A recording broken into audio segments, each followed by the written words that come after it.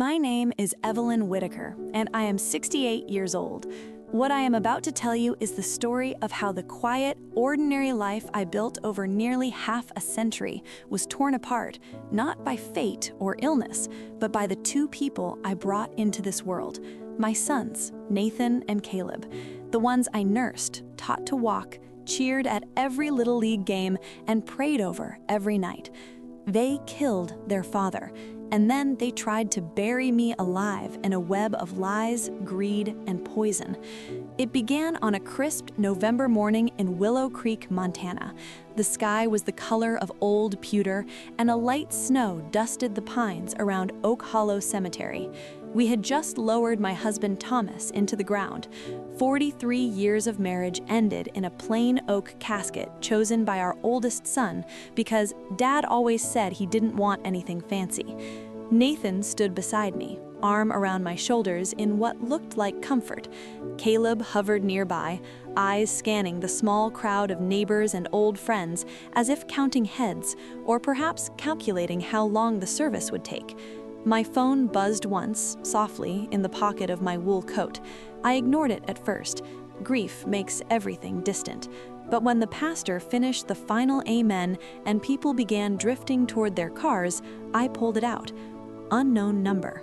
I'm alive. That's not me in the casket. Don't trust Nathan or Caleb. They're watching you right now. My heart stuttered like an old engine. I stared at the words until they blurred. Thomas had died 10 days earlier. Sudden cardiac arrest, the doctor said. He'd been feeling tired for weeks, short of breath, dizzy spells. Nathan had flown in from Seattle to help out. Caleb drove up from Bozeman the same day. They found him collapsed in the garage, still holding a wrench. By the time I arrived at the hospital, he was gone. I typed back with fingers that felt like wood. "Who are you?" The reply was immediate. "Someone Thomas trusted. Go to the old barn loft, under the floorboard by the third rafter. He left something there 3 days before he died." I slipped the phone away as Nathan approached. "Mom, you okay? You look pale." "I'm fine," I lied. "Just cold." He hugged me tighter, too tight. For the first time, the gesture felt possessive. Thomas and I met in 1979 at the county rodeo. I was 19, working the ticket booth to save for nursing school. He was 21, competing in calf roping on his father's ranch. He lost his hat during a bad fall, and when I handed it back, he smiled that crooked smile that still makes my chest ache. We married a year later in the little white church on Maple Street. No honeymoon, just a weekend in a borrowed cabin by Flathead Lake. We bought our house on 5 acres the next year with a VA loan Thomas earned after 4 years in the Army. We raised hay, fixed fences, raised 2 boys who grew up riding horses and fishing the creek behind the barn. Nathan was the planner, always had a scheme, always wanted bigger. Caleb followed wherever Nathan led. When they went to college, Nathan on a scholarship, Caleb on loans we co-signed, they changed. Degrees in finance and real estate, jobs in the city, expensive suits, wives who spoke in terms of square footage and investment returns. Visits became rare, phone calls shorter. When they did come home, they looked at our weathered clapboard house, the sagging porch, the barn that needed paint, and saw only dollar signs. "Mom, Dad, this place is falling apart," Nathan would say. "Sell it, move to assisted living, we'll handle everything." Thomas always answered the same way. "This land raised you boys. It'll see us out." But last year, the pressure intensified. Thomas's heart had been acting up. The doctor said mild arrhythmia, nothing urgent. Nathan started calling weekly, asking about the life insurance policy, the deed, whether we'd updated our wills. Caleb sent links to luxury retirement communities with views of the mountains. "You deserve to relax, Dad." Thomas refused. "I relax best right here with your mother and the sunrise over the ridge." Then came the weekend they both arrived unannounced. Nathan said it was to check on Dad's health. Caleb brought groceries, organic everything, expensive cuts of meat. They cooked dinner that Friday. Thomas ate heartily. Saturday morning, he complained of nausea. By evening, he was vomiting, clutching his chest. Nathan called 911. Caleb stayed calm, almost too calm. At the hospital, the doctor said cardiac arrest, no foul play suspected, no autopsy requested. Nathan signed the papers. The funeral was quick, too quick. That night, after everyone left, I waited until the house was silent. I put on my old barn boots, grabbed a flashlight, and walked the half-mile path to the barn. Snow crunched underfoot. The wind moaned through the eaves. Inside, the air smelled of hay and old leather. I climbed the ladder to the loft, careful because my knees aren't what they used to be. Third rafter from the left. I pried up the loose floorboard with a crowbar Thomas kept nearby. A metalled tin. Inside, a small notebook, a USB drive, a pharmacy receipt for digoxin, high-potency tablets, and a single Polaroid of Nathan's car parked behind a pharmacy 2 towns over. The notebook was in Thomas's handwriting, entries dated over the last month. October 12th, Nathan asked again about doubling the life insurance, said it's for Mom's security. I said no, he got angry. October 18th, woke up dizzy, heart racing. Pills looked different, smaller. Nathan handed them to me last night. October 25th, found the digoxin bottle in Caleb's duffel bag when they were out. They're switching my heart medication. Symptoms match overdose. If I die, don't believe natural causes. Call Paul Kessler at the pharmacy. He knows. November 2nd, they're pushing to sell the land. Developer wants it for condos. $2.8 million. They think I'm too sick to fight. I changed the beneficiary on the policy back to Evelyn only. They don't know yet.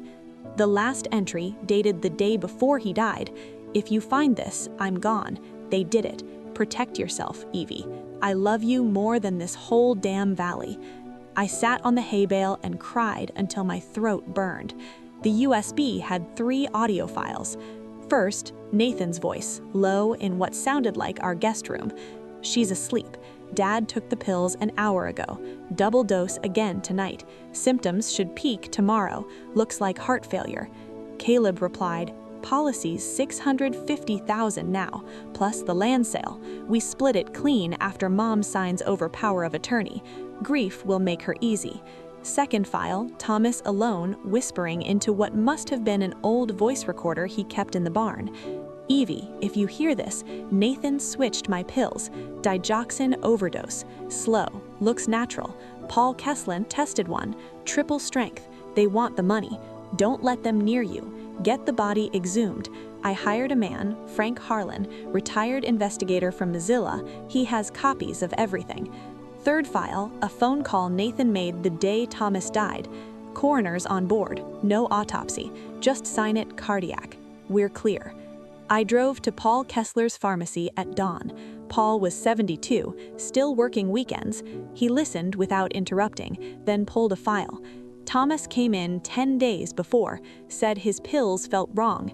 I tested a sample, digoxin at lethal cumulative levels if taken daily. I told him to stop and go to the ER. He said he needed proof first. Paul gave me a sworn statement and the lab slip. Next, I called Frank Harlan. He met me at a roadside cafe outside town. Gray hair, steady eyes, ex-cop. He'd been working for Thomas quietly for 6 weeks. Your husband suspected poisoning after the dizziness started. I placed a voice-activated recorder in the guest room. Those files are mine.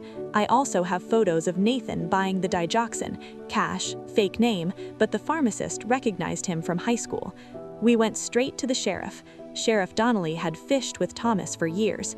After hearing the recordings and seeing the evidence, he moved fast. Exhumation order that afternoon. Toxicology results took 9 days. Lethal digoxin levels. Chronic overdose. Homicide. Nathan and Caleb were arrested at Nathan's Seattle condo. Nathan denied everything at first, said Thomas must have mixed up his meds. Caleb tried to blame stress. But the recordings, the pharmacy footage, the forged beneficiary change forms, they'd tried to slip them through after the funeral, and bank records showing Nathan's $180,000 gambling debt and Caleb's failed condo flip left no room for doubt. They were planning to help me next, more digoxin in my tea, then declare me incompetent, sell the land, pocket everything. The trial was in the county courthouse, standing room only. Neighbors who'd known us for decades filled the benches. The prosecutor played Thomas's last whisper into the recorder. The room went so quiet you could hear the snow hit the windows. Nathan took the stand, cried, said he only wanted to ease Thomas's suffering. Caleb stared at the floor. The jury deliberated 5 hours. Guilty. First-degree murder, conspiracy to commit murder, fraud, life without parole. I kept the house, the land, the barn. I turned the back 40 into a community fishing pond, free for kids, named Thomas Whitaker Memorial Waters. The life insurance money funds heart health screenings for seniors in the county. No one should die the way Thomas did. Some nights I sit on the porch where we used to drink coffee and watch the sunrise. I talk to him, tell him about the letters Nathan sends from prison, apologies, excuses, pleas. I don't open them anymore. Caleb stopped writing after the first year.